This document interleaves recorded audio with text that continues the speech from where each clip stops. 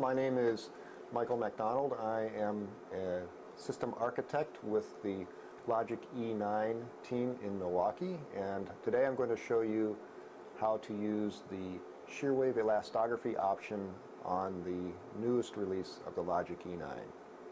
It's important to remember that shear wave elastography is implemented on two probes on the Logic E9 for this release. Those two probes are the C1 to 6 and the 9L probe.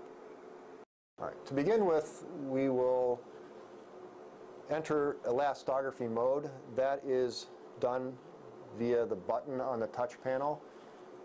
It's important to recognize that the elastography button serves two functions currently. One is to enter strain elastography and the other is to enter shear wave elastography. So once we press this button, you'll see on the touch panel you have the option to either enter strain elastography or shear elastography. Since shear wave elastography was the last elastography mode used on this system, it defaults to shear wave elastography. If I wanted to go to strain elastography, I could press that button and you'll see the normal strain elastography touch panel appear. Now the purpose of what we're demonstrating right now is shear wave elastography, so I will return to the shear wave elastography touch panel. Now you'll notice on the image display I have a normal B mode image with a region of interest defined. The region of interest is the yellow box outlined within the B mode image. This is what we call shear wave pre-mode. Using the trackball, I can move the location of that region of interest within the B mode image. What will happen when we really enter shear wave elastography is the shear wave elastography information will be filled in within that region of interest. So if I see this lesion on the phantom, I can highlight part of that lesion. In this instance, the lesion is very large, so I cannot fit the entire region of interest over the lesion, but I will leave part of the region of interest outside and the normal phantom tissue, and part of the region of interest within the lesion. Now to enter the true shear wave elastography mode, you're going to want to use the right mouse button, which is labeled Start. So as soon as I hit the Start button, you'll see right away I have fill within the region of interest. Now since we are measuring within a phantom, there is a phantom button on the touch panel which I want to press so that I can optimize my settings just for measuring within a phantom. Obviously clinically that's not something that you'll normally use. So you'll notice now within the region of interest I have a dark red color for indicating stiff lesion material and yellow indicating slightly softer material.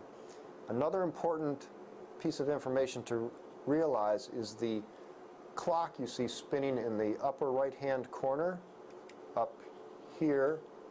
This indicates how often we are updating the frame of shear wave elastography. So basically at noon a new frame will get updated on your display. If I press freeze, that will allow me to take measurements on the lesion that I just acquired information for. So pressing the measure button,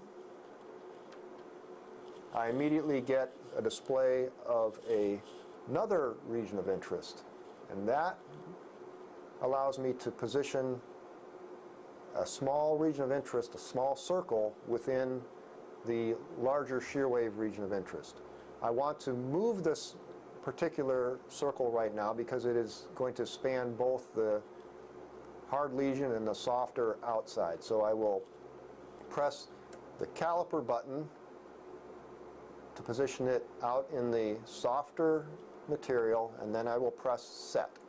As soon as I press set, you will notice that the velocity of the shear wave propagation is displayed as about 2.7 meters per second. Now I want to compare that with what's going on inside of the lesion, so I will place another cursor inside, and now press set, and then expand that a little bit, and press set again to get a measurement of about 4 meters per second inside the lesion.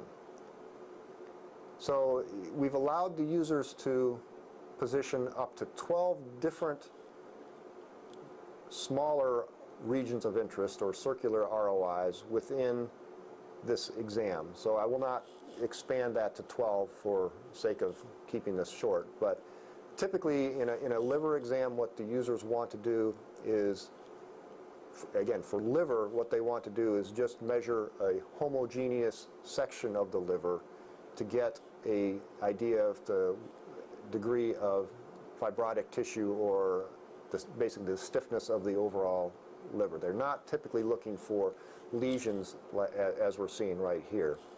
So if I recall, for instance, a image on the clipboard, which happened to be demo images, you'll see much more of a typical use case for the liver. Here you see that the user has highlighted with the region of interest a very uniform section of the liver and has noticed that there's a pretty homogeneous fill within that region of interest. And the user would then go on to take measurements, up to 10 or 12 measurements with that very uniform fill. And that gives you an idea of the overall stiffness of the liver. Again, that's the liver case. The breast case will be very different.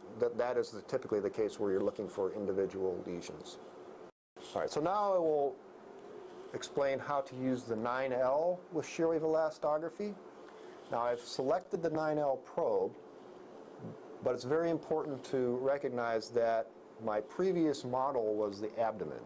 So I want to use the 9L for breast, so I must choose a new model by pressing the model button, small parts, and breast is already selected. So if I press scan, now I should be set up to get much better images with a breast application. So using the same phantom, I now will find the lesions within this phantom. Let me decrease my depth a little bit, and there you can see the B mode outline of a lesion. So very similar to the C1 to 6, I will press the elastography button, and it will already know that my previous elastography mode was shear wave elastography, so it will automatically go into shear wave elastography. But the display, you'll notice, is a little bit different.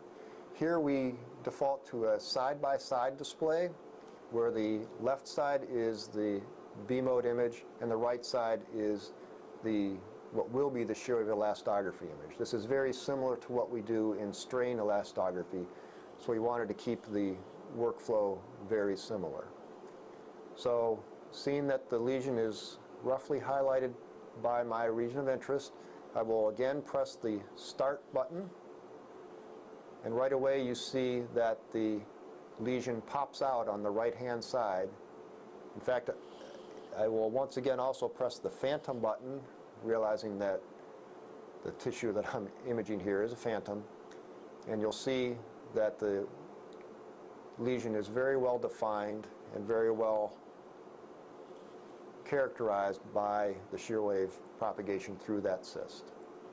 So once again you see the clock spinning in the upper right hand corner, indicating that you're transmitting frames, and our frame rate is about 1 frame per second. I will once again freeze, and you'll notice as soon as I hit measure now, it's a little bit different than the abdomen workflow. The reason being, the abdomen workflow, typically our users want to take multiple measurements within the region of interest, and we are thinking in the breast that may not typically be their workflow. So we've defined a workflow where it's much more common for them just to take measurements of linear distance, or if they select velocity on the touch panel, they can again take a measurement of stiffness within the lesion. And we see here the velocity is about 4.6 meters per second. And also they can select stiffness, and you'll see that the stiffness measurement is about 65 kilopascals. I should also note that that option was available on the abdomen probe, the C1 to 6 as well. For liver, you can either measure in velocity, meters per second, or the stiffness in kilopascals.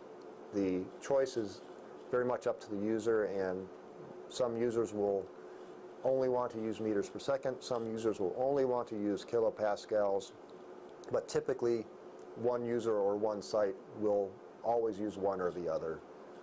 So we've allowed the users to select which one they would prefer. And they can easily change between them if they would prefer. And that is, at a very high level, the basic operations of shear wave elastography on the Logic E9.